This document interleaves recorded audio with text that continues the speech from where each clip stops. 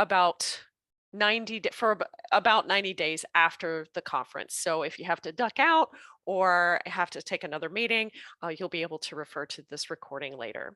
All right, I'll hand it over to you, Betsy. All right, welcome everyone. Thanks for joining me today.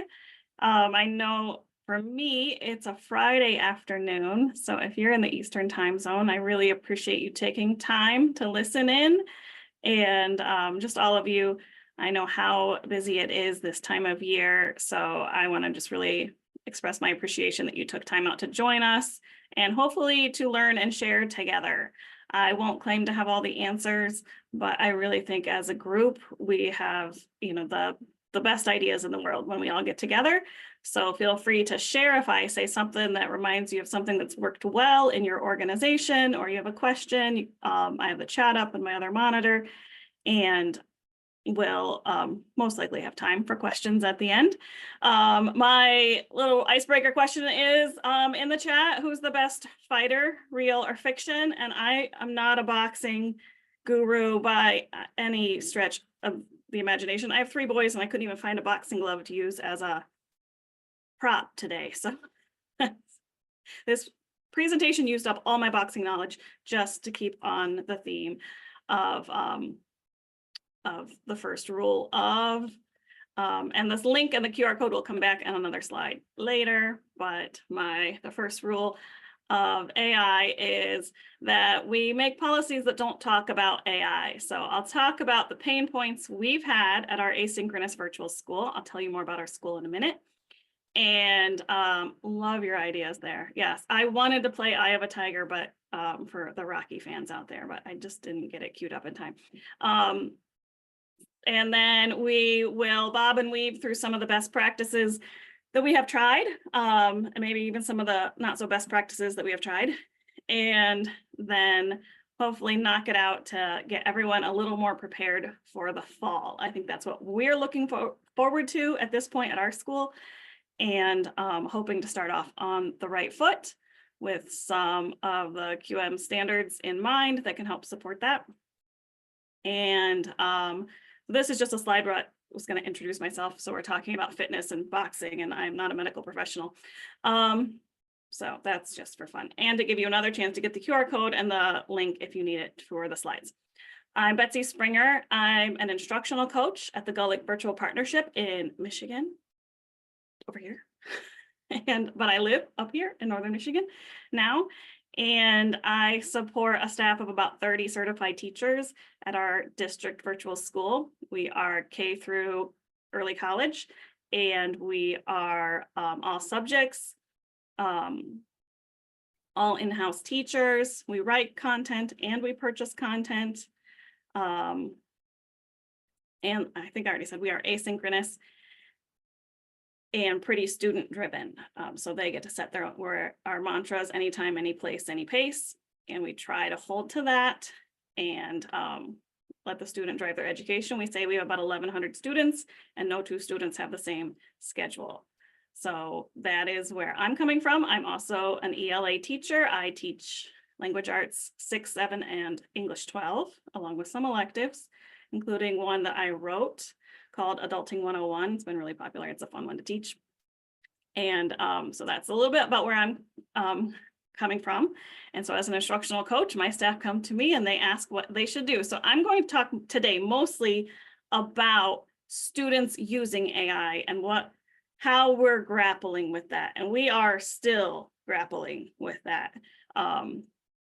I would love to talk about Adulting 101. That'd be a whole nother presentation, but feel free to email me. I'll have my email address on the last slide there. So in the chat, what are your pain points so far? So I listed what we've dealt with: bias in the AI models, cheating by students, not all students having the same access, not all students having the same technical skills, just modeling professionalism, because when I started doing AI PD last August with my district, and one teacher summed it up perfectly when she said, I want to know how to use this and I don't want any of my students to use it incorrectly. And so what are some of your other pain points with AI so far?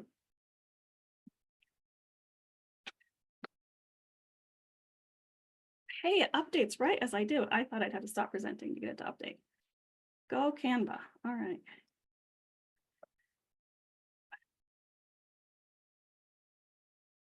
Yeah, I'm trying to think how do I, the copy paste thing, I'm trying to think how do I like make that a bullet point, but we'll know what it means. Have you heard the Trojan horse approach? I don't really like promote this because I don't want to gotcha my students, but I thought it was funny. I saw on TikTok that if you put language like at the end of a paragraph and you make the font the same color as the background, when they copy that into AI, it will do whatever it is you told it to do. And then when they copy it without reading it and paste it back in, you'll know that that's what they did because they didn't catch the Trojan horse. So I got a chuckle out of it, but I was like, that's really not going to do anything for my student relationship now, is it?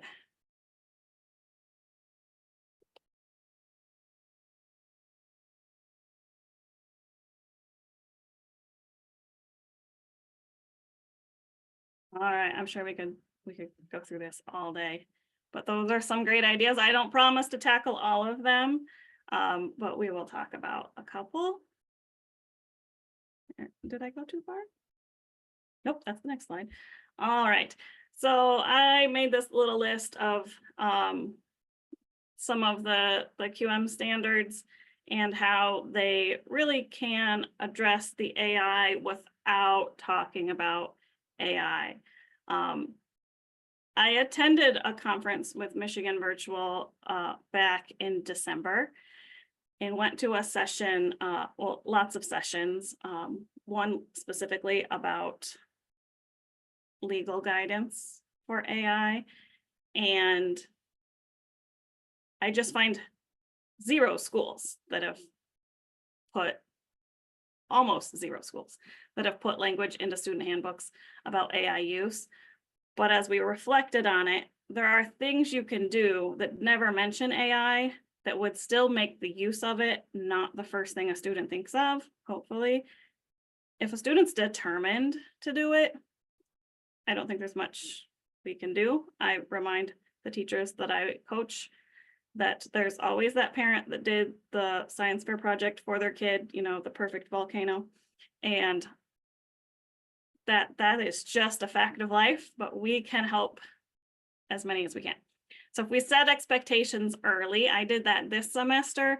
I put an assignment in my asynchronous classes that the students have to meet with me for a conference and they get points for it. It's a quiz grade. And I tell them, if you're going to use tools, this is how it's appropriate. This is what's not appropriate. If you're having a problem with an assignment, come to me first. Try not to get behind, because I know when students get behind, that's when they really start to fall back on tools that are not being used the best. And I also told them, when you do use it, you need to cite your sources. And another thing I told them is I'm going to be expecting them to reflect on their writing process.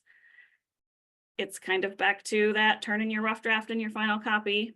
In Google Docs, I'll say, I don't just want them to share it with me. I want edit access now. And I'll talk about why in a little bit. Promote better digital literacy. I know that's a tough one for us. I think that's an ideal situation. I'm not saying that we're tackling that one, because I think it starts to be, well, whose department does that fall into? And if it falls into some sort of a tech ed department, then that's an elective. And what if everybody doesn't get that class? We did start a class this year called Being a Successful Online Learner, and all new students have to take that class. And so it will cover some digital citizenship and best practices. We ran that this year as a pilot, and it will run in the fall. Multiple methods of assessment. I've went back to our purchased curriculum and changed some assignments that just asked for writing samples and added that they also need some sort of an audio sample. So if it's going to be a poetry analysis, that they record themselves giving a poetry analysis, turn in your essay, but I also want to hear you narrating it. That's harder to fake. At least they've read it once that way. It's a really bare minimum. And just, again, making sure they know expectations, and I'll talk about one of my new expectations on a slide coming up. I also try to remind myself that the students are learning this as I am. So I have to take the time to teach first. So I'm not jumping right to punitive measures. Have they been told what to do and what not to do? And giving them kind of the benefit of the doubt there. Also promoting more learner to learner interactions. This is another example of where what we know about best practices in online learning is when the students are interacting with someone. And so if I and that's really hard for AI to fake, talking to another person. So I've put more of that in there, and it doesn't have to be me. Teacher-student interaction is great, but they have other people they can interact with. They live with people, they know people. They could read to me, but they could read to a grandparent. They could read with a younger sibling. They can work with a student that's in the same class, but if they really don't know those other students, maybe they could find someone else to work with on a project that, make a topic that they are really engaged in. Two of the things I found students cheating with AI on was they didn't feel like the assignment was meaningful to them, or they got really far behind. So those are the two things I tried to address so that I'm dealing with the AI use without explicitly coming out and saying, I think you used AI. Proactively trying to give them more voice. And when I meet with them, I say, if you want to change the topic on any assignment we have in here, reach out to me first. We'll make this more interesting to you. And also giving them more tools as far as pacing guides, which we also know is a best practice, encouraging them to use the pacing guides by offering bonus points once a month if they share with me their pacing guide, and they don't even have to be on pace, but share with me that they're using it and they're tracking that and they're reaching out to me on their own, not just me telling them where they are, so that they hopefully don't get so far behind that seems like the only option that they have is to use AI.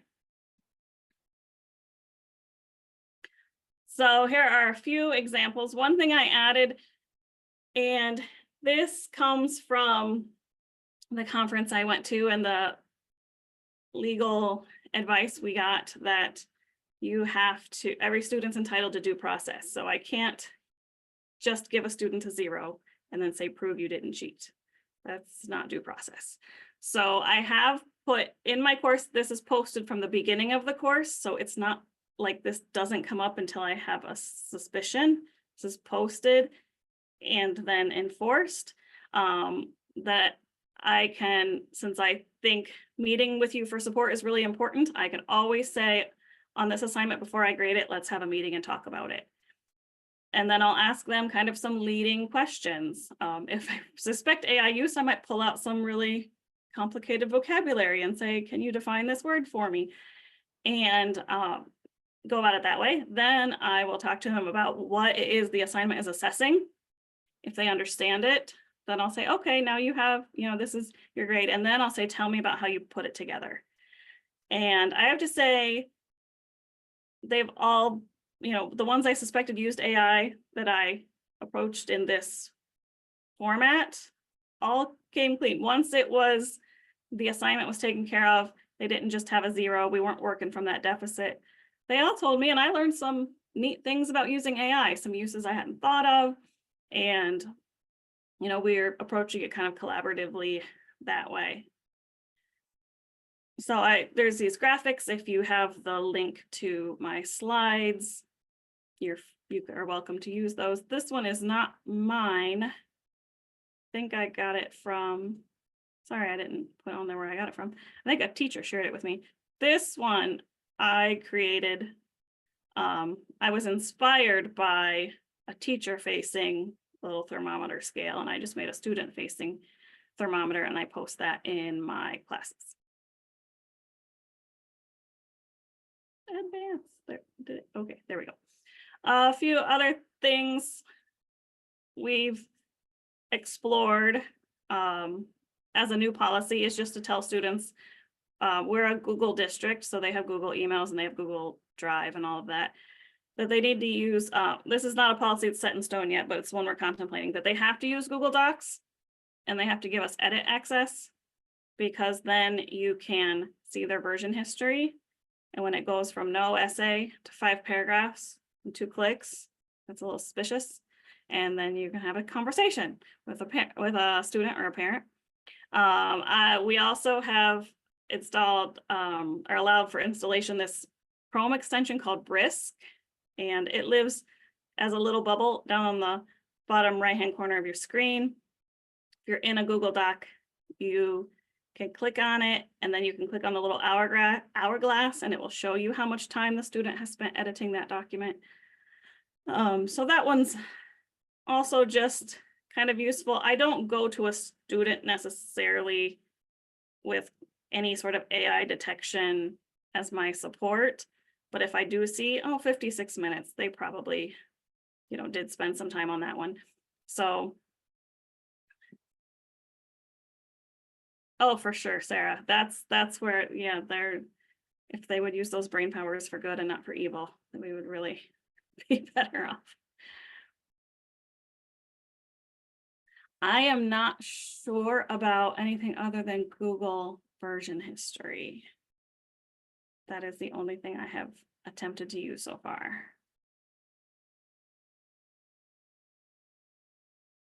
So important notes that have come up for me so far are to, like I said, be mindful of due process, assume positive intent. We're trying very hard to not just go in the ban it and block it category, because we think it is really important for students to learn how to use it the right way. And a lot of careers and they're going to have to know how to use it. So we're trying to support them through that and just educate first. I also always try to be mindful of my relationships with my students. They're so important. They take such a long time to build and such a short time to tear down. I chose this quote from a boxer: the same hand that can write a beautiful poem can throw you knock you out with one punch. So in the end, if I have a student that I think's using it and they're adamantly denying it, I have to decide, is this the hill I want to die on or not? In my classes in English, it's a pretty important one. If I taught science or history, I had that conversation with our social studies teacher. If they're using AI to make their paragraphs sound better, if that's really what they're doing, and it's in history where I'm not assessing writing ability, then I have to decide if that's a hill I'm going to die on, because it is going to negatively impact student relationships, especially if you make accusations that are not right. So that's always, I keep that in the back of my mind. Sometimes I just let one go. And all the AI detectors are not great. I think, I don't know if they worked at the beginning or if we were all bamboozled, but they sort of seemed to work, and now they don't work as well. And they definitely, I wouldn't make any accusations and say, well, turn it in, or GPT-0 or whatever said. So I do have another browser extension called Copy Leaks that works as an extension, and you can, copy a couple paragraphs and paste it, and it will tell me. And sometimes I'll just use that to decide if I'm going to put my time. And that was one of the pain points that was brought up earlier. Just teachers wasting or spending so much time trying to determine if something is cheated or not. So I'll have a detector, and if the detector says no, I'll kind of let my suspicions rest, unless, the student's got something else going on that makes me want to pursue it. And if it says yes, then I have to decide what to do next. I have to see if I can see a version history, or if I can schedule a meeting with that student, or talk to other teachers to see what's going on in their classes. And it is more time. So I just kind of use that as a threshold marker. Is this going to be what I spend my time on today or not?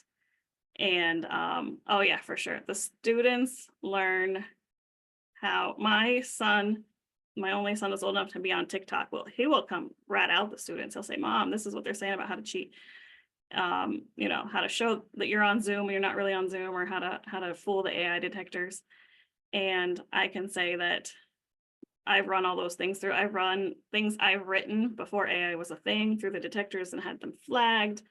I've taken things, I know it's as simple sometimes as taking something ChatGPT wrote and then misspelling some words, and then it seems more human because there are errors.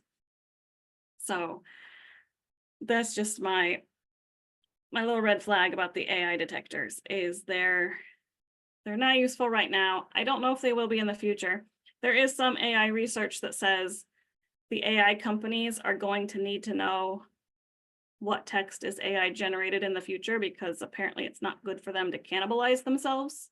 You don't want to feed AI models AI written words, which is way over my head technologically speaking. But I was thinking, well, maybe that will be a reason they'll have to come up with a reliable detector, and then maybe they will share it. But that's probably a long-term thing.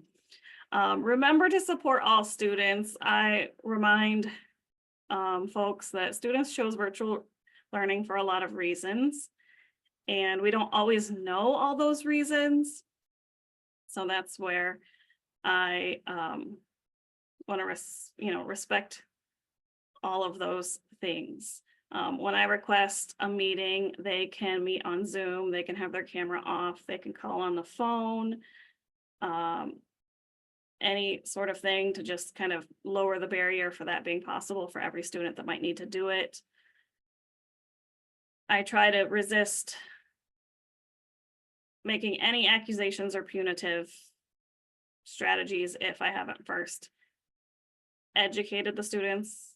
That's why I said we're preparing for the fall to post policies very clearly from the first day of class, to set up those meetings with teachers right from the beginning so we can set expectations, to post things like the AI policy and the little detector where they can see it every day that they log into class, so that there's no gotcha, there's no, well, I didn't know this wasn't allowed, to try to be as proactive as possible.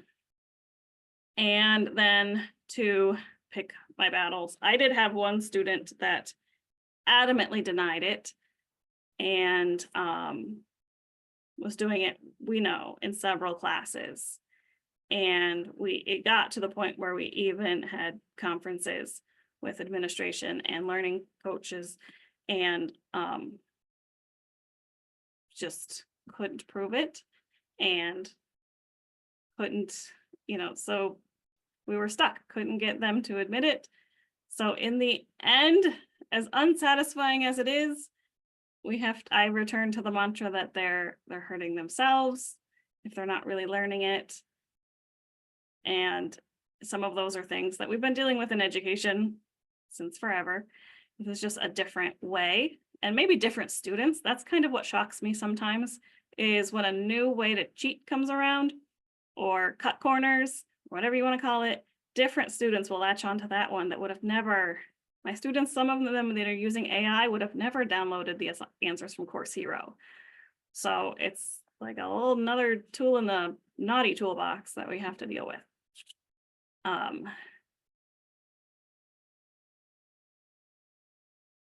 Yes, I love the quote from Jurassic Park.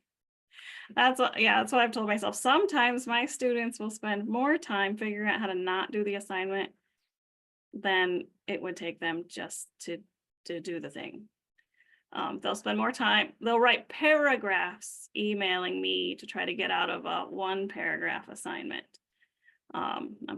Sometimes I'm thinking I should just grade your emails, that you have plenty of words here to make up an essay. So I don't have a solution for those kind of situations, unfortunately. It will not advance. I have one more slide.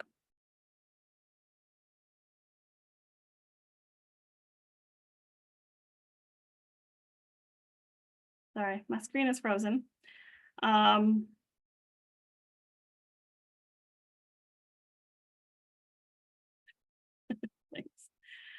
All right. I think that's about all I have. I do have a link to my blog if my screen ever unfreezes.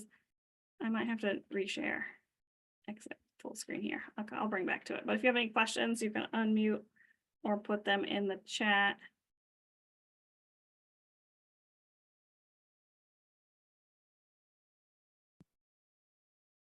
We'll just share it like this.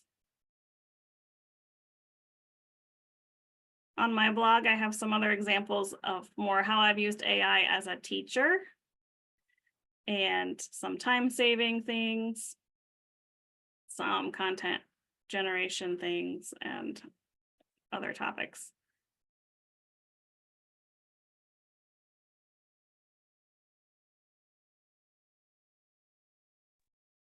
Can we ask a few questions, Betsy? That was really great. Yeah, thank you. Those relationships, as you said, are huge. And especially like in our school, we have about half of our student population that are synchronous and the other half are asynchronous. So the asynchronous, it's a little trickier to develop those relationships. So when it's clear, like it's really evident that the student has chosen to use those tools, even though we do all our educating and all the things, the amount of time that's required to have all those meetings can be overwhelming sometimes, right? So this is still pretty novel for a lot of students. So as you said, some of your best students are like, oh, okay, well, this is easy. What's the big deal? But what we're finding is the number of, and we're learning a lot through those meetings as well. As you said, it's really interesting to see what they're thinking as they go through this, right? And it's a different story almost every time, but we're just finding it hard to find the time to have all those meetings and all those conversations with the kids and the parents and all those things where, we've got one humanities teacher with 100 students. So it's kind of tricky. Do you have any thoughts on that? It is tough and it is so time consuming, and it does not impact your staff equally, which makes it hard too. So our high school teachers are dealing with it more than our K-5 teachers are like, ChatGPT, what is that? Obviously, so they're not seeing it. And I know English is hard hit, foreign language, but math, it used to not do math well, the AI, and it got better. And so that's starting to be a problem. And sometimes I think that's just, it's even a factor of like writing out mathematical notation in a text box is hard, but ChatGPT will just do it. So it feels like a godsend to that student at that moment, I'm sure. We have an academic integrity policy in our student handbook, and we follow that. And it's a 3-step process where the teacher reaches out and you can retry the assignment. If you keep it up, you get a 0. And I think for the 3rd offense, your parent learning coach has to meet with our administration. Like your classes are shut off until that happens. So it spreads it out a little bit to the admin team, but they're also so busy. I don't know if that's a net gain, honestly, but that is a process. We also track it within our staff. So we have a spreadsheet that if a student has an occurrence in a class, it goes in the spreadsheet. And so this is more for other academic integrity. We're honestly working on how we use this with AI use, because it's just such a different thing. But academic integrity violations go in a spreadsheet so a teacher can see, oh, well, this is their 2nd occurrence because they also did it in history already. So we do track it that way. But it does, I think the 2 things you hit on, that it does take a lot of time to have those meetings. I think this semester is going better with me just setting up the preemptive meetings being mandatory at the beginning. And I just kind of sprung that on them 2nd semester. I had a lot of the students 1st semester and it wasn't required then. But I'll do something as an experiment for a semester before I suggest it to the other staff or not. And I think I'm seeing a little bit, but we're just hitting that time of year where it'll start to pick up just because it's almost the end.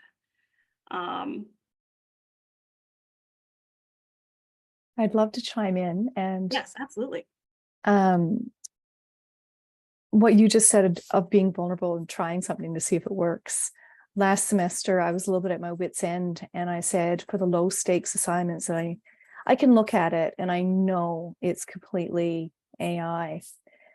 And I decided I'm going to give the students a mark of 13% with a 3-paragraph write-up saying, you know, this is highly suspicious, and you know, your mark of 13% is an indication of, you know, what is believed to be human content and your own.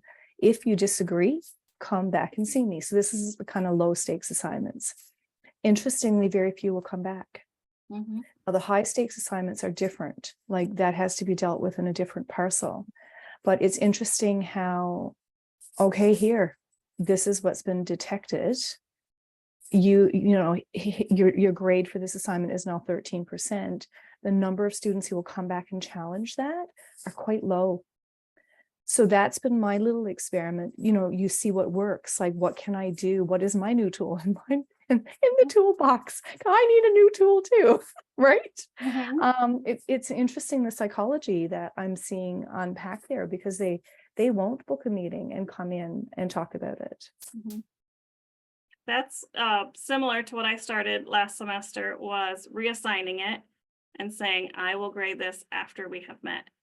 And they can meet with me one-on-one. They can attend my office hour that is posted in the class and happens every week.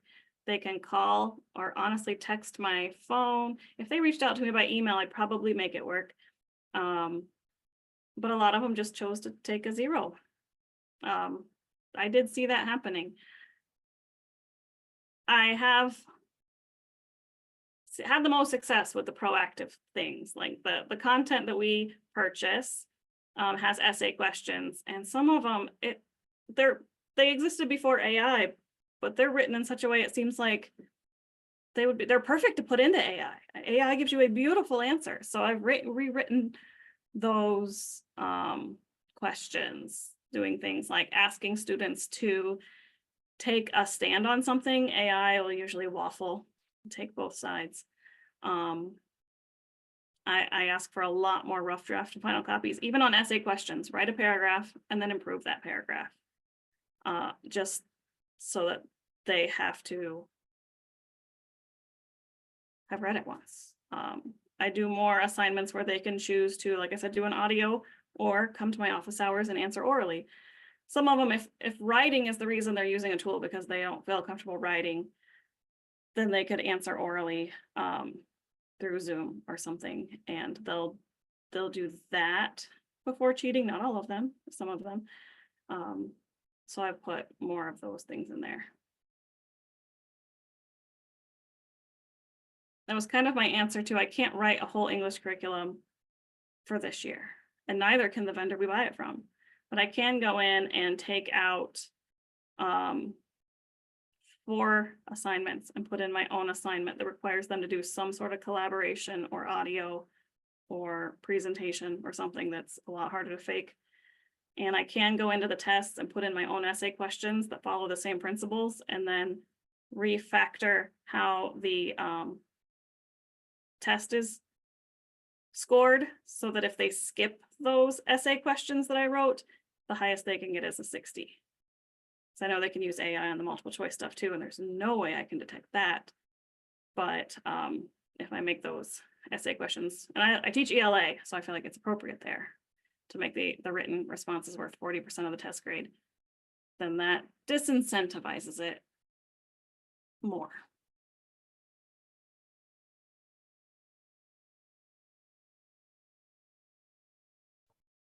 All right. Are there any more questions for our presenter?